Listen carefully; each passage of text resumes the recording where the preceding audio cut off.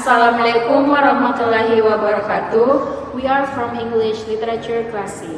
In here we want to present our short story analysis result for final assignment for English Prose course. First of all, let us introduce ourselves. My name is Rezky Amaliah Hasrul. My name is Mardiah Rezky Seqiputeri. My name is Nurul Fadhila Arianto. And enjoy our video. Bye. Fact pity is pathetic account of kind-hearted man's futile effort to rescue a poor family from abject poverty and death. The man, Rosen, is a coffee salesman. The poor family is a widow, Eva, and her two daughters. The story reveals some surprising secrets of human nature. It gives us a better understanding of human psychology and emotion. In the story, Axel with his whole family came to America from Poland. Hitler had killed his all relatives. In America, he had to work hard for the existence of his family. He had opened a store in a poor area of the city. The store did not flourish. It went down day by day. Axel demanded credit from a company. Rosen, the salesman of that company, came for an investigation. He advised Axel to leave the store and get a job, or at least to shift his store to some better locality. Being a sympathetic person, Rosen recommended his case. Unfortunately, Axel died because of sickness. After the death of Axel, Rosen met Eva, the wife of Axel. He advised her to run away from the place because her husband had borrowed a lot of money. He thought that Eva couldn't pay their debt. Rosen told her that the particular place was not suitable for the store and she must replace the store. But she didn't accept his advice. Eva refused to run away and decided to buy new stock with insurance money and fix up the store. Rosen was extremely sincere in his offers. He used all means to help Eva. It was Eva who rejected his help, kindness, and powerful emotions of love. Rosen even offered to marry her, but she discouraged him. Eva's reply broke his heart. Rosen always tried to create harmony, trust, and friendship with Eva and her daughters. He also advised her that she should marry a sincere person who could give her love and affection to her daughters, but she refused him by saying, "With marriage, I'm finished. Nobody wants a poor widow with two children." She was fully aware that no one would marry her with two daughters. She believed in hard work and honesty. She trusted her own abilities instead of depending upon others. She rejected all offer of Rosen to help her and her children because she didn't like to live on charity. She didn't want to lose herself, respect, and freedom at any cost. Her brave struggle is an example for all poor people. The story does present the undaunted struggle of a woman who, after the death of her husband, refuses every offer made to her in the form of charity. One day, he tried to give some food to her daughters, but they refused to accept it by saying, "We can't take it. Mama says today is a fast day." At that time, Rosen became sad. Then he called his lawyer and drew a will of leaving everything he owned to Eva and her daughters. Then he reached home and tried to commit suicide, but he was saved. At that moment, when Rosen was telling his story to David, a census taker, there was a noise outside the window.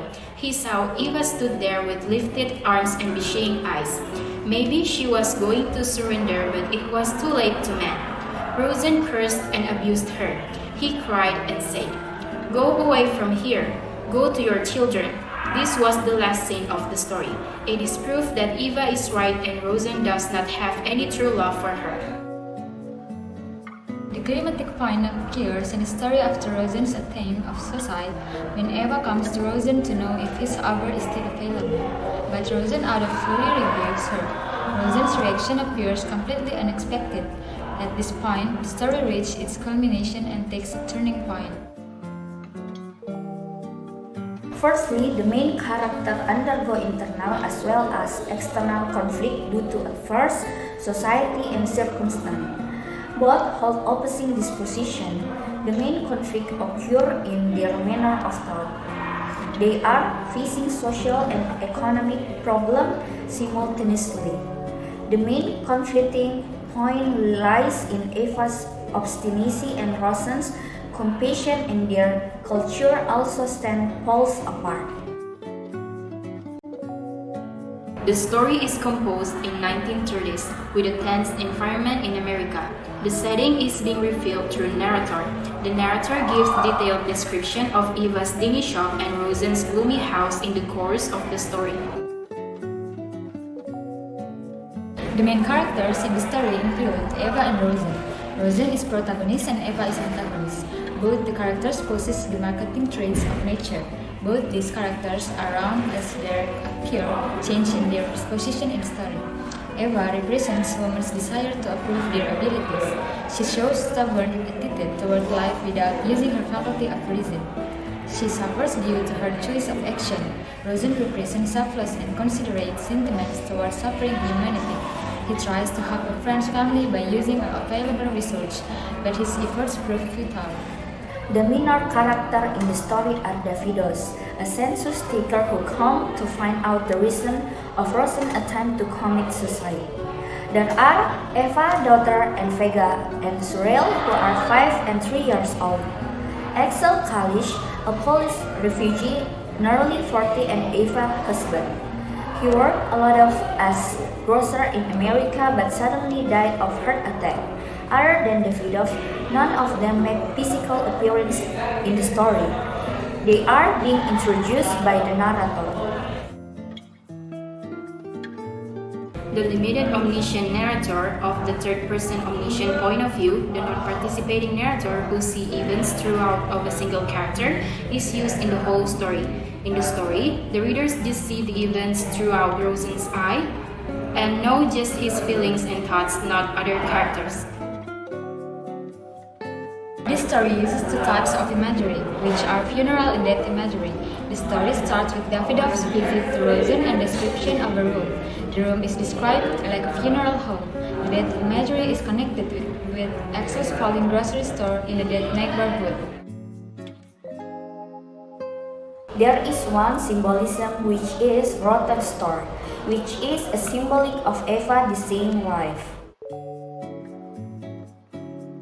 There are two figurative languages, which are metaphor and simile.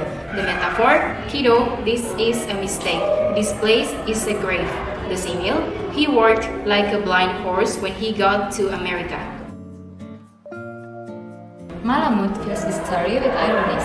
The angel, Davidoff, like the people he scrutinizes, is shabby, poorly equipped, somewhat pressed, and bored. Axel saddles Rosen with his burdens as he dies at the feet of the old, sick, lonely Cabecil's representative. Although Rosen is a skeptical and experienced person, he is willing to leave all of his money and goods to a widow whom he scarcely knows. Woven throughout the story is a crowning irony that those who are eager to savor the joy of giving unselfishly must suffer from the would-be recipient hatred and endure personal anguish and humiliation. Even worse, with the Holocaust still painfully remembered in Jewish memory, Rosen dies by gas. And the last one is, when Rosen is stripped of everything with nothing remaining to give, proud Eva appears, repentant and importunate. There are some themes in this story, which are suffering, the harshness of life, human love, excesses of pride and stubbornness, and ignorance. The moral messages that we can take from the pity story is that we know that life is so hard, so we shouldn't ignore experiences, people's idea or advice. We should not live on charity under any circumstance whatsoever. Instead, we should try to live a life based on moral value. We must not throw away our self-respect, and we also have to remember that there is a limit of everybody's patience. I chose this story because this story is interesting and it gives us a lesson about life and also reminds us that we shouldn't be a stubborn person. I chose this story because it gives us a lesson about mental health. It also reminds us that we shouldn't easily commit suicide just because of a simple reason that doesn't make sense. I chose this story because this story reminds us that love doesn't always last forever if we decide to have a relationship with the wrong person. That's all from us. Thank you for watching. Bye!